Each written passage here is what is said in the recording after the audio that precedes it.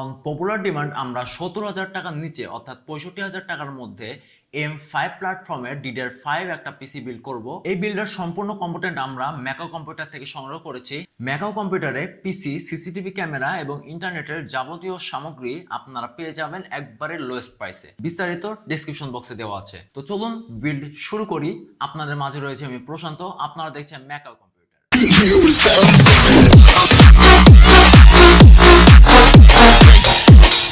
M5 system অর্থাৎ আমরা এখানে AMD এর একটা প্রসেসর ব্যবহার করেছি, AMD Ryzen 5 7000 সিরিজের একটা প্রসেসর, AMD Ryzen 5 7500F। প্রসেসরটা মূলত 6 কোর এবং 12 থ্রেডের প্রসেসর। এটার বেস ফ্রিকোয়েন্সি রয়েছে 3.7 GHz এবং বুস্ট ফ্রিকোয়েন্সি রয়েছে 5.0 GHz। এই প্রসেসরটা পুরোপুরি কম্পিট করে AMD এর আরেকটি প্রসেসর, সেটা হচ্ছে AMD Ryzen 5 7600 এবং ইন্টেলেরই কাউন্টার পার্ট হচ্ছে Intel 13400F। তবে আমার ব্যক্তিগত অভিজ্ঞতা থেকে আমি বলবো 7500F Intel 13500 কেও এক্সিট করে। এই 7500F এবং 13400F F লেখা আছে মানে এইগুলো প্রসেসরে কোনো iGPU নেই, কিন্তু F তো Intel ব্যবহার করতো, তাহলে কি AMD ইন্টেলের কপি করছে? আসলে কপি না, ঠিক এটা হচ্ছে AMD এরই নতুন একটা সিলেকশন। এখন আমরা দেখব এই AMD এর এই প্রসেসরে আসলে কি নতুন নতুন ফিচার রয়েছে। আমি সর্বপ্রথম তুলে ধরবো AMD এর এই প্রসেসরটা হচ্ছে পিনলেস টেকনোলজি। এতদিন AMD প্রসেসরে যে আমাদের পিন ছিল সেই সমস্যাটা থেকে আমাদের এবার AMD মুক্তি দিল। পিনলেস প্রসেসর হওয়াতে মাদারবোর্ডে প্রসেসর লাগানো খুব সহজ হয়ে গেছে, আর সেই সাথে প্রসেসরটার গ্রাফিক্যাল আউটলুক অনেক চেঞ্জ হয়েছে। এবং প্রসেসরটা যদি আপনারা খালি হাতে নেন তাহলে এটার ওয়েটটা একটু বেশি মনে হবে আপনার। প্রসেসরটার যদি আপনারা সামনে থেকে দেখেন তাহলে এখানে আমরা সার্কিট বা কোনো আইসি দেখতে পাবো না, যেটা ইন্টেল প্রসেসরে এখনো দেখা যায়। এটা আমার কাছে মনে হয়েছে এটা অনেক বড় একটা সুবিধা, কারণ হচ্ছে পিনলেস প্রসেসর আমরা অবশ্যই কোনো পিন পাবো না, সেক্ষেত্রে মাদারবোর্ডে আমরা লাগানোর সময় কোনো সমস্যায় পড়ছি না। আর পিন হওয়া প্রসেসরে আমরা কিন্তু পিন ভেঙে গেলে কিন্তু প্রসেসরটা নষ্ট হয়ে যায়। চলুন প্রসেসরটা আমরা এবার আনবক্স করি।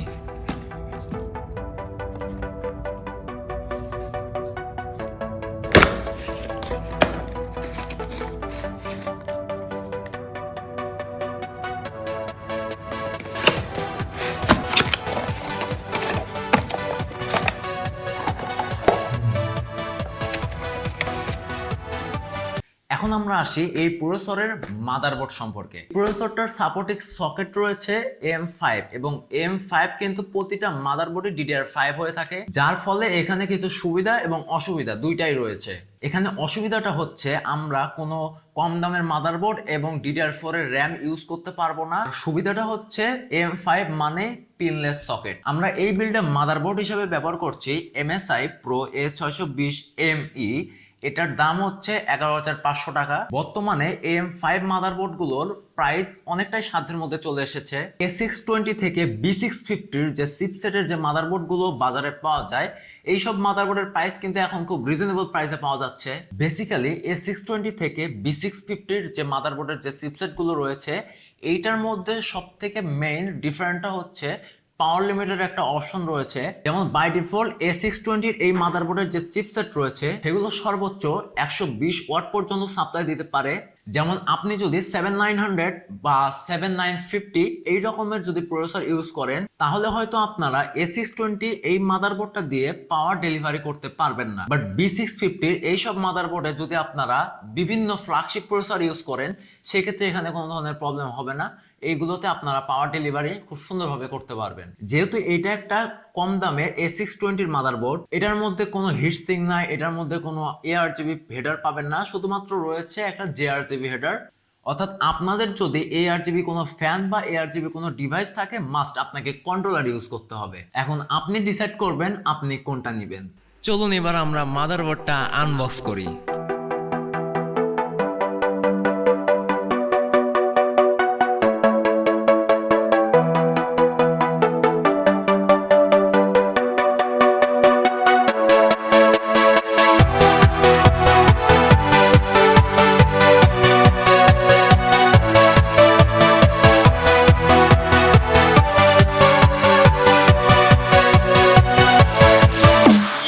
যেহেতু DDR5 সিস্টেম সেক্ষেত্রে এখানে রয়েছে কোরশেয়ারের 5200 মেগাহার্টজ এর কোরশেয়ার ভেনজেন্স 16GB DDR5 RAM। এটা একটি নন আরজিবি এবং একটি থার্মাল র্যাম DDR5 সিস্টেমের, কিন্তু প্রাইস গত বছর অনেকটা বেশি ছিল, কিন্তু 2023 সালে এই সময় র্যামের প্রাইস কিন্তু অনেকটাই কমে এসেছে। তবে ওইভাবে বলতে গেলে 5200 মেগাহার্টজ এবং 3600 মেগাহার্টজ এর যে আকাশ পাতাল পার্থক্য রয়েছে বিষয়টা এমন না। যদিও DDR4 3600 মেগাহার্টজ এর র্যামটা একটি flop RAM, but still DDR5 system একটি ফিউচার। আপনি যদি অল্প একটু বুস্ট পেয়ে থাকেন অবশ্যই সামনে আরো বাড়বে। চলুন এবার আমরা র্যামটা আনবক্স করি।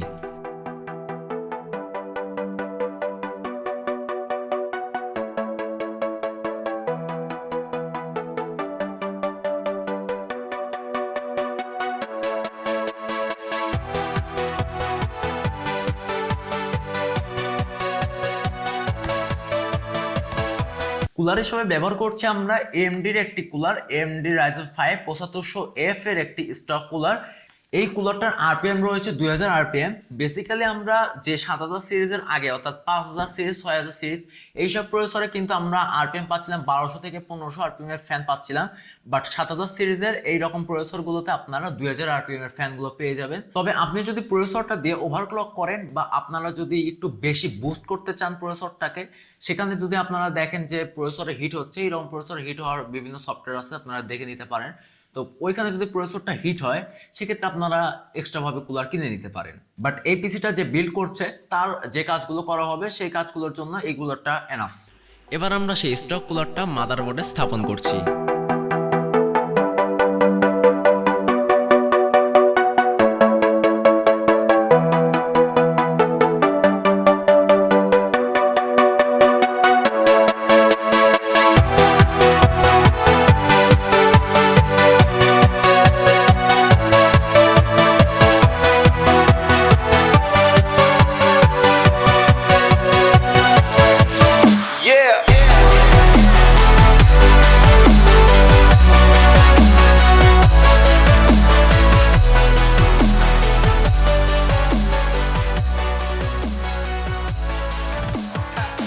সিস্টেম ড্রাইভ হিসেবে আমরা ব্যবহার করছি PNY CS900 240GB SSD, যার প্রাইস রয়েছে 2800 টাকার আশেপাশে। তবে এই SATA SSDর প্রাইস কিন্তু আগের থেকে অনেকটাই কমে গিয়েছে। বাজেট বেশি থাকলে আপনারা এই রকম কোনো SATA না নিয়ে আপনারা M.2 ইউজ করতে পারেন। আমাদের বাজেট কম থাকায় আমরা SATA ইউজ করেছি। আসলে স্টোরেজ প্রতিটা মানুষের একটা সাবজেক্টিভ বিষয়, যার যেটা প্রয়োজন সে সেটা নিশ্চিন্তে ব্যবহার করতে পারেন। চলুন এবার আমরা সেই PNY এর সেই স্টোরেজটা আনবক্স করি।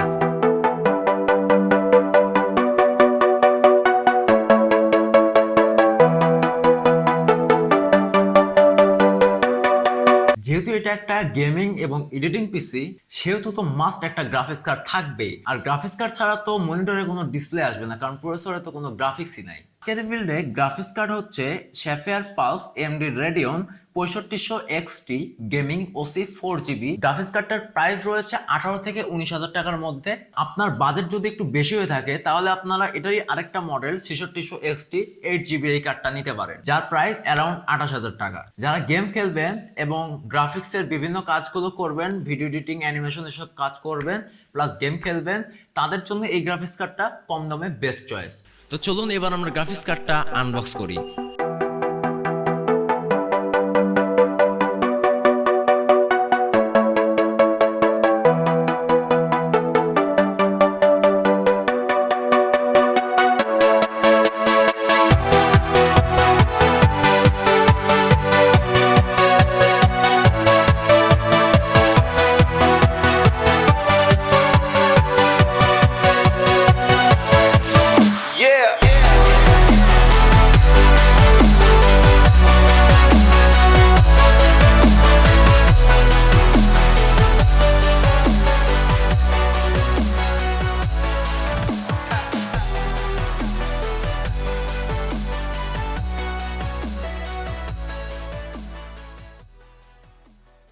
ফুল কেসটাকে পাওয়ার আপ করার জন্য আমরা এখানে ব্যবহার করছি থার্মালটেকেরই একটা পাওয়ার সাপ্লাই, থার্মালটেক লাইট পাওয়ার 550 ওয়াটের নন মডিউলার পাওয়ার সাপ্লাই, যেটার প্রাইস রয়েছে 4200 টাকার আশেপাশে। প্রবাবলি 4200 টাকায় 550 ওয়াটের পাওয়ার সাপ্লাই এর থেকে আরো অনেক কম দামে আমরা পেয়ে যাওয়ার কথা।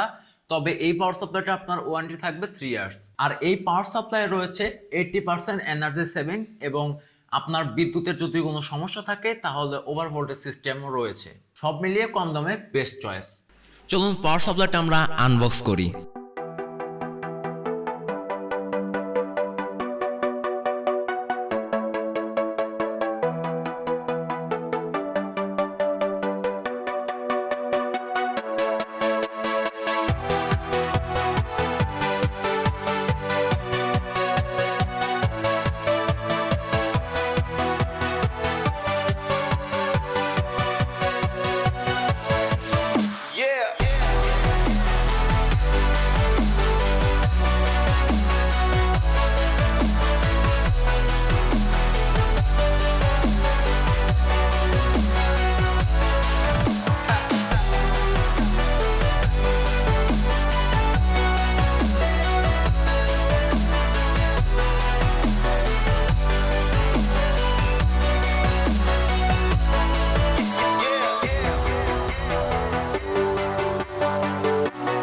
কেসিং এ আমাদের বাজেট ছিল 3 থেকে 3,500 টাকার আশেপাশে। এইরকম প্রাইসে হিউজ পরিমাণ আমরা কেসিং কিন্তু বাজারে পেয়ে যাব। এইরকম বাজেটের এবং কাস্টমারের একটা কেসিং পছন্দ হলো, সেটার মডেল হচ্ছে ওভো E335GW, যার প্রাইস এখন 2700 টাকা। এই কেসিংটা মন্টেকের একটা কেসিং এর কথা মনে করাই দেয়। MATS কেসিংটা বেশ ভালোই, তবে এই কেসিং এর সমস্যাটা হচ্ছে এখানে কোনো ARGB ফ্যান পাবেন না। সামনে 3টা এবং পিছনে একটা, মোট 4টা ফ্যান আপনারা এই কেসিং এ পেয়ে যাবেন। দুঃখের বিষয়, এই কেসিংটাতে আপনারা কোনো ARGB ফ্যান পাবেন না, তবে আপনারা যদি ARGB একান্তই লাগবে সেক্ষেত্রে আপনার এটার দ্বিতীয় আরেকটা ভ্যারিয়েন্ট পাওয়া যায় যেটা ARGB, সেটা নিতে পারেন। অবশ্য কেসিংটা নিলে আপনার একটা সুবিধা রয়েছে, যেটা হচ্ছে আপনারা যদি ARGB কোনো কেসিং নেন সেক্ষেত্রে আপনার ARGB হিসাবে ফ্যানগুলো চালাতে পারবেন না, কারণ মাদারবোর্ডে কিন্তু ARGB কোনো পিন নেই। আপনারা যদি ARGB ফ্যান চালাতে চান তাহলে অবশ্যই এখানে একটা কন্ট্রোলার ইউজ করতে হবে, আর একটা কন্ট্রোলারের প্রাইস কিন্তু আপনার 3 থেকে 3,500 টাকার মতো হয়ে থাকে। যেমন ডিপকুলের একটা কন্ট্রোলার রয়েছে যেটার প্রাইস অ্যারাউন্ড 3 থেকে 3,500 টাকার মতো। আর এই কেসিংটার মোস্ট ইম্পর্টেন্ট একটা সুবিধা হচ্ছে এটাতে কোনো হিটিং ইস্যু আপনারা পাবেন না। এই কেসিংটাতে দুই সাইডে, অর্থাৎ এক সাইডে টেম্পারড গ্লাস এবং আরেক সাইডে মেটাল বাদ দিয়ে আপনারা বেশিরভাগ সময়, অর্থাৎ পেছনে, সামনে, নিচে, উপরে বেশিরভাগ জায়গায় আপনারা ম্যাশ পাবেন, যার মাধ্যমে এয়ার ফ্লোতে কোনো ধরনের সমস্যা হবে না। আর গরমের দিনে তো হিটিং ইস্যু থাকছেই না। বিল্ড করা তো মোটামুটি শেষ, এবার চলুন আমরা পিসি বিল্ডের সেই সৌন্দর্য উপভোগ করি।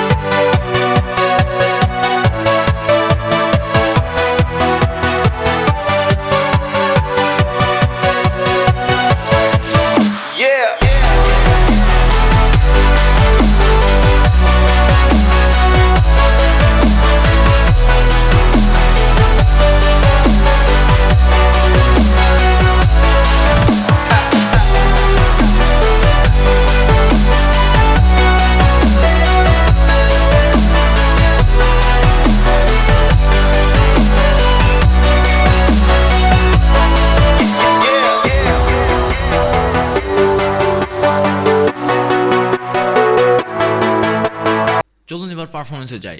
এখানে আমরা ম্যাক্সিমাম ফ্রেম রেট পেয়েছি 97.5, এভারেজ পেয়েছি 75.8 এবং মিনিমাম পেয়েছি আমরা 65.9 এবং 1% লোতে আমরা 55.5 FPS পর্যন্ত পেয়েছি এবং কোনো ল্যাগ ছাড়াই আমরা গেমটি স্মুথলি রান করাতে পারছিলাম। এখানে আমরা ফার ক্রাই 6 এর Ryzen 5 7500F এবং 16GB 5200 MHz RAM এবং AMD shepherd পালসের 6500 XT 4GB GPU দিয়ে আমরা ম্যাক্সিমাম ফ্রেম রেট পেয়েছি 105.7 এবং এখানে এভারেজ পেয়েছি 97.2, মিনিমাম পেয়েছি 91.3 এবং 1% লোতে 72.0। এই গেমটা আমরা কোনো ল্যাগ ছাড়াই স্মুথলি রান করাতে পারছিলাম। AMD Ryzen 5 7500F 16GB 5200 MHz RAM এবং shepherd pulse 6500 XT 4GB GPU দিয়ে এবং RT অফ এবং DLSS অফ করে আমরা ভ্যালোরেন্টে ম্যাক্সিমাম পেয়েছি 580.9, এভারেজ পেয়েছি 429.5 এবং কোনো ল্যাগ, কোনো বাগ ছাড়াই আমরা স্মুথলি গেমটা প্লে করতে পারছিলাম। AMD Ryzen 5 7500F 16GB 5200 MHz RAM এবং AMD shepherd pulse 6500 XT 4GB GPU দিয়ে আরটি অফ এবং ডিএলএস অফ করে আমরা মার্ভেল স্পাইডারম্যান রিমাস্টার এই গেমটি খেলে ম্যাক্সিমাম ফ্রেম রেট পেয়েছি 80.2, এভারেজ পেয়েছি 75.6, মিনিমাম পেয়েছি আমরা 72.8 এবং 1% লোতে আমরা 45.9 এফপিএস পেয়েছি। AMD Ryzen 5 7500F 16GB 5200 MHz RAM এবং AMD Sherpur Pulse 6500 XT 4GB GPU দিয়ে আরটি এবং ডিএলএসএস অফ করে আমরা এখানে GTA 5 এ ম্যাক্সিমাম ফ্রেম রেট পেয়েছি 65.6, এভারেজ পেয়েছি 61.6, মিনিমাম পেয়েছি 56.5 এবং 1% লোতে আমরা 51.2 এফপিএস পেয়েছি এবং কোনো ল্যাগ ছাড়াই স্মুথলি গেম প্লে করতে পারছিলাম। AMD Ryzen 5 7500F 16GB 5200 MHz RAM এবং AMD Sherpur Pulse 6500 XT 4GB GPU দিয়ে আমরা এখানে ইউরো ট্রাক সিমুলেটর 2 তে ম্যাক্সিমাম পেয়েছি 211.5, এভারেজ পেয়েছি 209.6,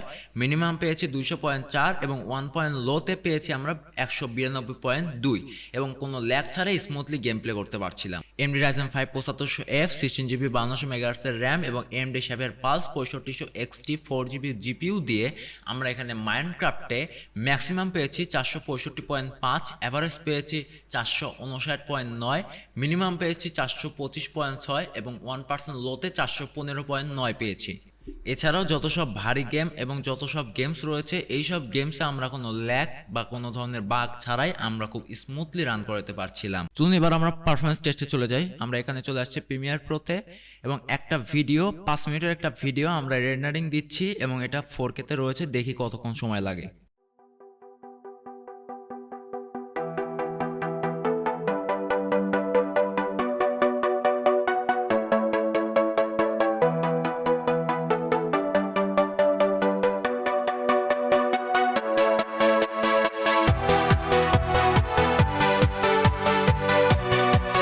এই ভিডিওটা আমরা রেন্ডারিং করতে পেরেছি আমরা 10 মিনিট কি 11 মিনিটের মাঝামাঝি সময়ে।